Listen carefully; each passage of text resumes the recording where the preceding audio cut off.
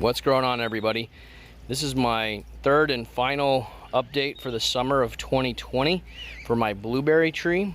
You guys can check my other videos to see how I planted this in the ground. So this is an in-ground O'Neill high ground blueberry, and as you can see, looking at the leaves, this thing is not taking a hit in the summer. It looks great. So I think the secret to this is having a good soil. You guys can watch my video on how I planted this sucker, but it's kind of in a pot in the ground with the planting style that I did, but it worked really well. The only reason you see these leaves all off the bottom is because my chickens, those little cluckers over there, whenever they get out, they just can't get enough of the blueberry leaves. So I'll do a little bit of protection with those for the future, but for now I'm just happy that this thing survived the hottest summer Arizona's ever had, and it actually looks great.